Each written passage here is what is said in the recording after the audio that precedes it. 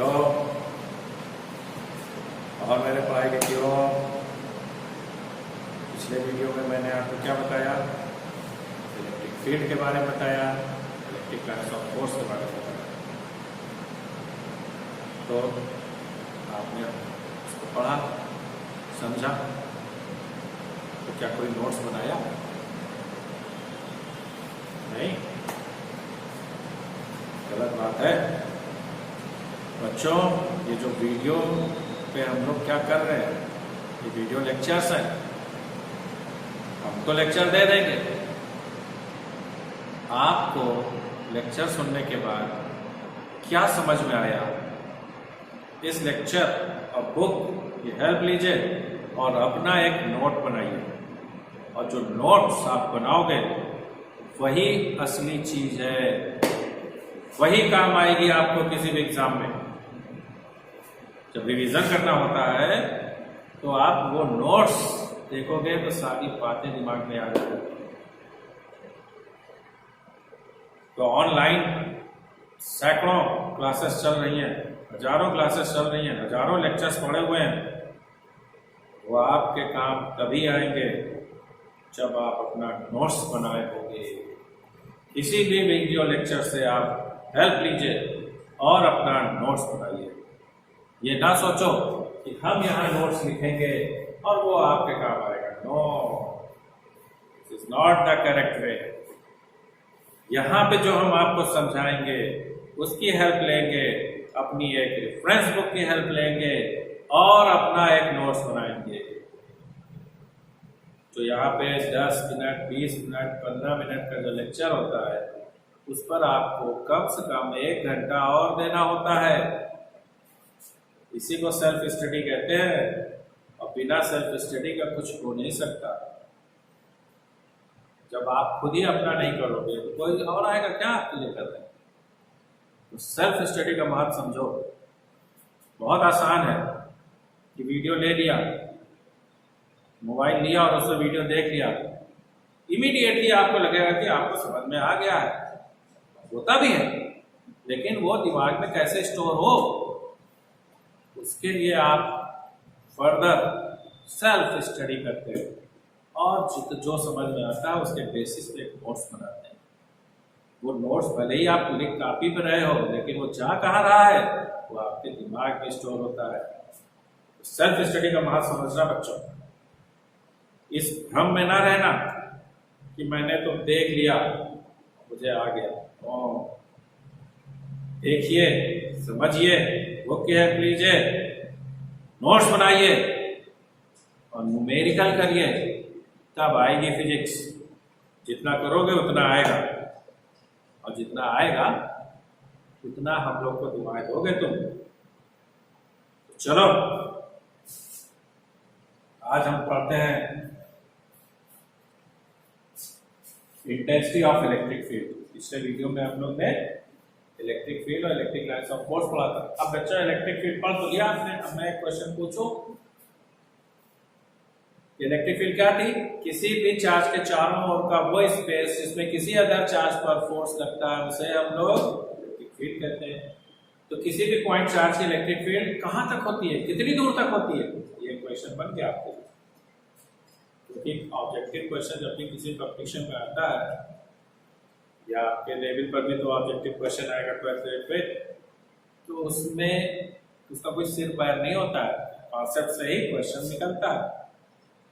तो अगर आपसे पूछ दिया कि किसी भी पॉइंट चार्ज की इलेक्ट्रिक फील्ड उससे कितनी डिस्टेंस तक होती है, तो अब यहाँ कॉन्सेप्ट होना चाहिए। तो इलेक्ट्रिक फील्ड क्या है? एक ऐसा स्पेस, एक ऐसा इलाका जिसमें किसी अदर चार्ज पर फोर्स लगता है। तो जहां तक फोर्स लगेगा वहां तक इलेक्ट्रिक फील्ड होगी। तो फोर्स का फॉर्मूला तो गुलाम साहब बताए हैं, दो चार्जेस के बीच यहाँ तक ये फोर्स लगता है। ये मान लो सोर्स चार्ज है, ये टेस्ट चार्ज है, और ये फोर्स हो गया। आर डिस्टेंस तक फोर्स लग रहा है। अब आप कहोगे कि अगर आर डिस्टेंस तक इलेक्ट्रिक फील्ड है तो जस्ट यहीं पे जाकर फोर्स क्या हो जाना चाहिए? 0 होना चाहिए। तो ये 0 होगा तो आप सॉल्व कर लो, आर की वैल्यू इनफाइनाइट आएगी। तो किसी भी पॉइंट चार्ज की इलेक्ट्रिक फील्ड, किसी भी चार्ज की इलेक्ट्रिक फील्ड कहां तक एक्सटेंड करेगी? इंफिनिटी तक। Theoretically, the intensity theoretically the electric field of a point charge extends up to infinity, लेकिन जब प्रैक्टिकल करके देखोगे आप, कोई दो चार्ज ले आओ, उनके बीच फोर्स लगाओ, तो कुछ डिस्टेंस बाद आपको कहोगे कि फोर्स ही नहीं लग रहा है। तो theoretically electric field of a charge extends up to infinity, but practically it extends up to a small distance around it. सभी चीज के लिए ग्रेविटेशनल फील्ड में भी ऐसे ही है कि किसी भी मास की, चाहे छोटा पार्टिकल चाहे बड़ा, थ्योरेटिकली उसकी ग्रेविटेशनल फील्ड इंफिनिटी तक होती है, लेकिन प्रैक्टिकली उसके थोड़ी दूर बाद समाप्त हो जाती है। तो ये दिमाग में बैठाने वाली चीज है। This was the concept electric field. तुम लोग में से कुछ लोग को आ रहा था, लेकिन कुछ लोग को नहीं आ रहा था। तो यही सब चीज आ गई है, उस पर ही आपको प्रैक्टिस करनी है। फिर मेरी आप लोग के साथ हमेशा दुआएं हैं आप, लेकिन मैं आपको हमेशा एडवाइस करता हूँ कि सेल्फ स्टडी पर ध्यान रखिए। सेल्फ स्टडी में जो भी दिक्कत आएगी, और आती है, उससे डरने की बात नहीं है। आपने कहा कि हम सर एक लाइन पढ़ते हैं समझ में नहीं आता, तो नहीं आता है, हम लोग इसीलिए तो है। आप कॉल करिए, व्हाट्सएप पे भेजिए, ये नंबर है, आएगा कैसे है। लेकिन जो चीज आई है वो हमेशा के लिए आपके पास रहे, तो उसके लिए सेल्फ स्टडी करी जाती है, नोट्स बनाया जाता है। तो इंटेंसिटी ऑफ इलेक्ट्रिक फील्ड, अब इलेक्ट्रिक फील्ड जान गए। किसी भी इलेक्ट्रिक फील्ड एक ऐसा इलाका, एक ऐसा रीजन है जिसमें किसी चार्ज को रखेंगे तो उस पर फोर्स लगेगा। कितना फोर्स लगेगा, यहाँ पे आएगा इंटेंसिटी ऑफ इलेक्ट्रिक फील्ड से। तो इंटेंसिटी ऑफ इलेक्ट्रिक फील्ड के अंदर किसी पॉइंट पर डिस्कस की जाती है। The intensity of electric field at a point inside electric field is defined as the ratio of electrostatic force acting on a positive test charge at that point to the magnitude of that positive charge.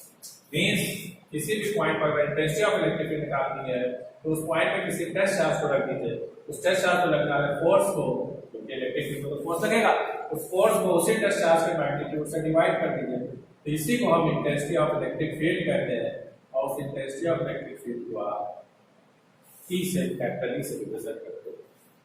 And it is a vector quantity because force के relative आप define कर रहे हो, ये vector है, ये भी vector है।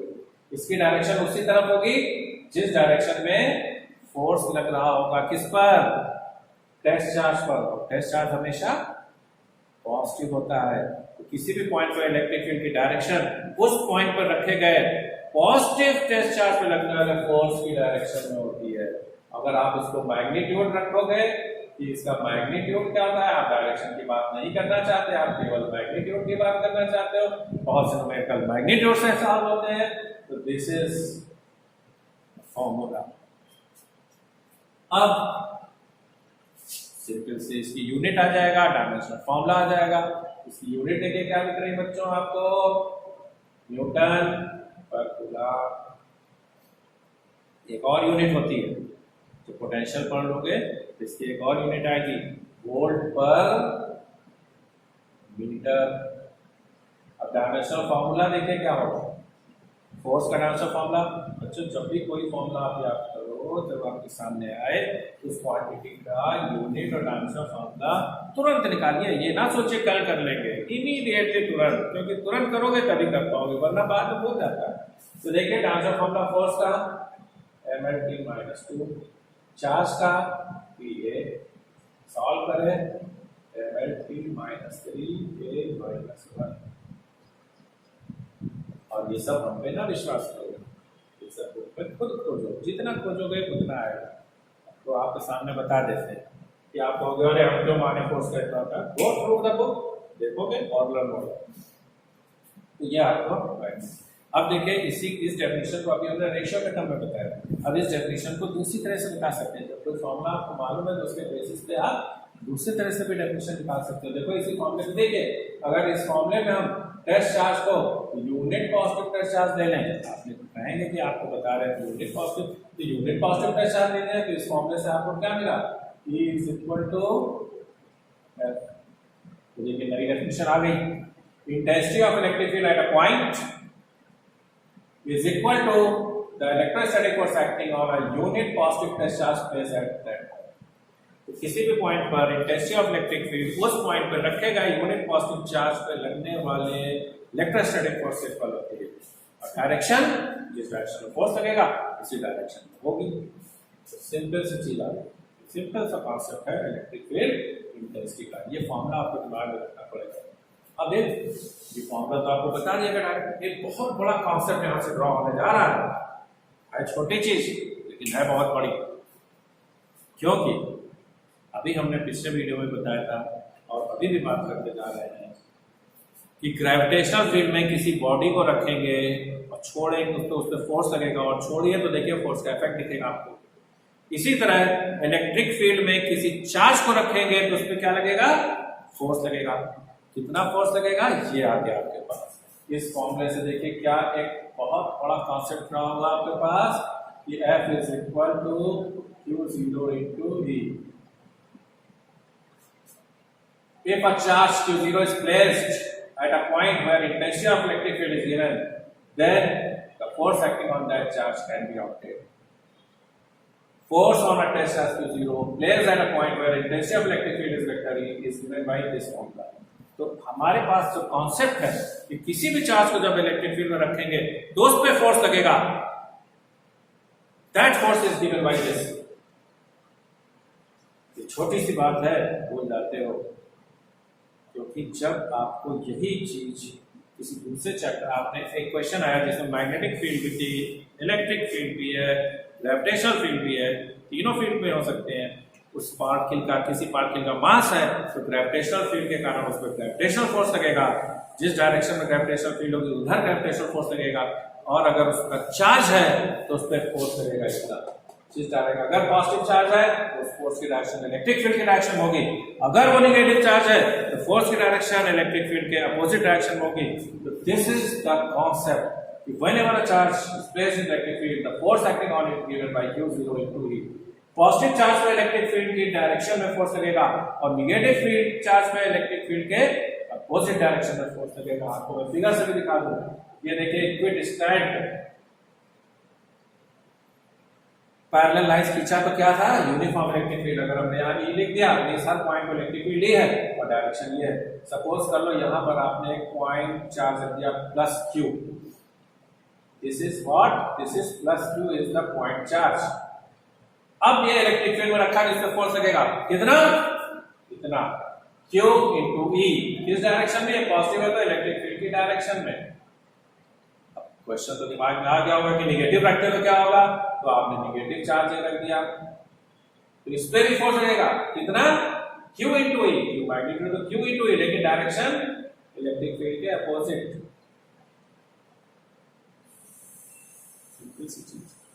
अगर आपने एक सिस्टम लिया जिसमें निगेटिव चार्ज भी है और सिस्टम में पॉजिटिव चार्ज भी है, तो ये सिस्टम आपने रखा है तो इस निगेटिव चार्ज पे इधर फोर्स लगेगा, पॉजिटिव चार्ज पे इधर फोर्स लगेगा, इक्वल एंड अपोजिट फोर्स एक सिस्टम पे लग रहा है। दिमाग में कुछ आया, ये सिस्टम डाइपोल कहलाता है, plus Q minus Q charge का सिस्टम डाइपोल कहलाएगा, अगले वीडियो में जानोगे। और इस पर फोर्स इधर लग रहा है क्योंकि इस पर फोर्स इधर लग रहा है, किसी एक सिस्टम पर इक्वल एंड अपोजिट फोर्स लग रहा है, तो डिस्टेंस पे कुछ आया दिमाग में, सोच लो, आया नहीं, 11th की चीज है। किसी सिस्टम पे तो इक्वल एंड अपोजिट फोर्स लगते हैं तो एक कपल फॉर्म करते हैं। ये देखिए, एक ये सपोज कर लो इधर लग रहा है फोर्स और एक इधर, ये देखिए ये couple, due to that couple इस पर टॉर्क आया, ये रोटेट कर गया सिस्टम, नेट फोर्स 0 है, प्लस Q इधर माइनस Q इधर, नेट फोर्स 0, लेकिन ड्यू टू द टॉर्क ये रोटेट कर गया। देखिए ये ऐसे ऐसे नहीं मूव कर रहा है, नेट फोर्स 0, लेकिन एक फोर्स इधर और एक फोर्स इधर, तो देखिए ये अपनी ही जगह पे रोटेट कर दिया। This is the effect of the torque, equal and opposite forces ने कपल बनाया उसका टॉर्क। देखिए रोटेशनल मोशन का कॉन्सेप्ट यहाँ पर आ गया।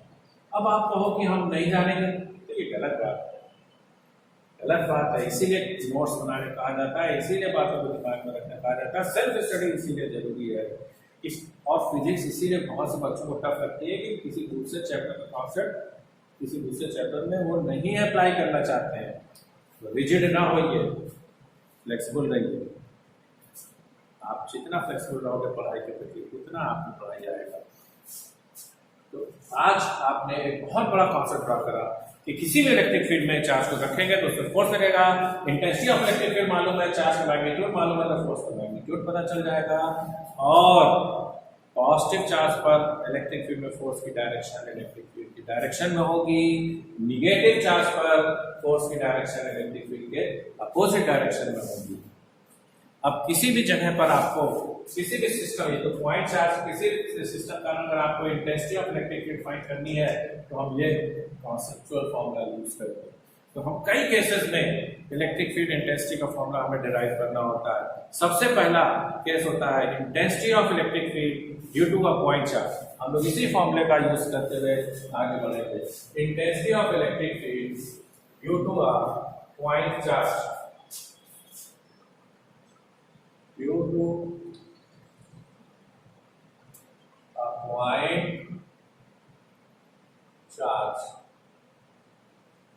तो सपोज कर लीजिए ये एक पॉइंट चार्ज है, इसके कारण हम चारों ओर इलेक्ट्रिक फील्ड है, उसमें किसी पॉइंट पे intensity of electric field find करनी है। तो ये this is the source charge और इसके इलेक्ट्रिक फील्ड में सपोज कर लो r डिस्टेंस पे इस पॉइंट A पर हमें intensity of electric field find करनी है। तो अभी हमने क्या आपको कॉन्सेप्ट दिया कि जिस पॉइंट पे intensity of electric field find करनी है उस पे एक पॉजिटिव टेस्ट चार्ज रखिए और उस टेस्ट चार्ज पे कितना फोर्स लगता है वो फाइंड करिए।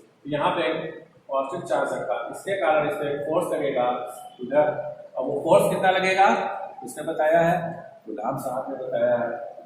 तो दैट फोर्स विल बी इतना Q1 into Q2 upon R square.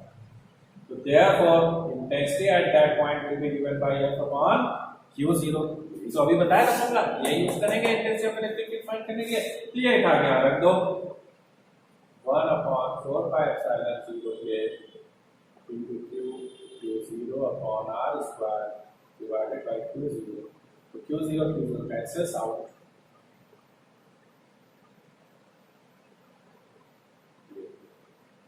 ये है intensity of electric field at distance r from a point charge Q। किसी पॉइंट चार्ज Q से उससे r डिस्टेंस पे इंटेंसिटी ऑफ इलेक्ट्रिक फील्ड का formula है। और बहुत आसानी से आपको दिख रहा है कि intensity of electric field due to a point charge is inversely proportional to square of the distance from that. और अगर देखें चार्ज के बेसिस पे देखें, it is directly proportional to the charge. किसी चार्ज के कारण इलेक्ट्रिक फील्ड उस चार्ज के प्रोपोर्शनल होती है और किसी चार्ज के कारण r डिस्टेंस पे इलेक्ट्रिक फील्ड डिस्टेंस के स्क्वायर के इनवर्सली प्रोपोर्शनल होती है।